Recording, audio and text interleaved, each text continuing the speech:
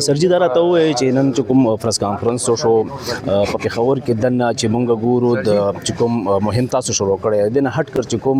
سفید پوش خلک دي یعنې زنانه دي هغه خلک چې په کورو کې ناست دي او هغه چې د نشې کوي اکثر هغه د شپې راوځي غلاګانې کوي یا تارونه وړي یا داسې نور څیزونه چې هغه د شپې په 2 بجو 3 بجو 4 بجو ټایم کې دوی مختلف ځایونو کې دا کارونه کوي او بیا خپل هغه نشې دپاره چې کوم دی هغه ضرورتونه پوره کوي د دې په هکله به تاسو مهم شته چې یاره دا کوم خلک په کورو کې د هغو دپاره تاسو څه بندوبست ګوره مونږ چې د پېښور ډرګس فری مهم شروع کولو نو په دې کې دا نو چې دا یو ډرګ ایډکټ سو دا موږ په سوشیو اکنامک چې کوم د موږ فیبریکو هغه هم د دوی هغه وجه نه ډېر نیګیټیولی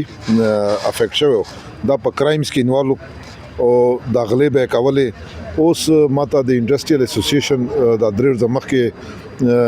ارګنایزیشن راغلو چې کوم د انډسټریالیستو او دوی دا شاید ډېر زیات اپریشیټ کو چې مخکې به چې کومه موږ غلې کېدلې نو هغه اوس سیز ختم شو نو ان شاء الله موږ لکه ما تاسو چې یو خو ثواب کار بل دې خلکو په موږ باندې فرض دی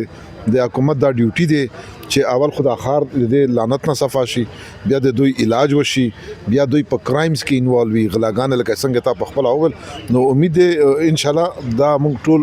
د دې ډایرکشن طرف ته روان یو چې یو ځل د ټولو خلکو علاج وشي نو دا کیسه به ټوله بیا ختم شي. اچھا سرجي دا راته وایي چې په مختلفو تانو په حدودو کې دا چې کوم منشیات فروش تو د هغې خپل ټکانې دي د هغو ځایونه موجود دي تر اوسه پورې د مقامي چې کوم د تانو چې کوم روټین مطابق گرفتاریان نه کېږي هغسې اقدام نه دی شوی چې کوم سختۍ سره وشي. ګوره داسې دی ما تاسو ته مخکې په پریس کانفرنس کې هم ویل چې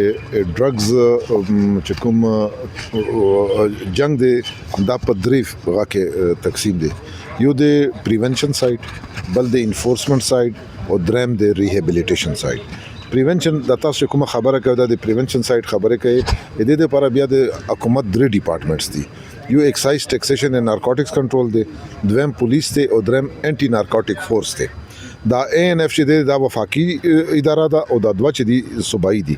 نو دغه لګیا دي او بل په دې نه علاوه موږ د تاسو والا کیسه چیف منسٹر صاحب د کابینټ ته ایښی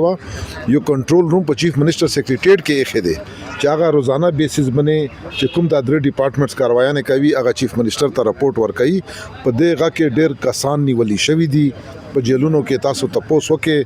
په ډېر غټ تعداد مقدار کې منشیات مختلف قسم ته منشیات نیولي شوي دي او اوس خو دا تیرې 3-4 میاشتې نه دا کمپین نورم ته شوی دی او چې څومره داسې ادارې دي چې دا ذمہ داری ده چې دا پریونشن سایډ باندې دوی کار وکړي دا ډرګ چې کوم سمګلران دي دا اریسټ کی او دا ډرګز فلو چې کومه روانه ده دا ختم کی نو دا اوس حکومت دې ته بالکل دا په ټیرریزم نه ډېره خطرناکه ده حکومت فلی سینسټایز دی فلی ګیئرډ اپ دی چې دوی خلاف کاروایانې وشي او روانې دي.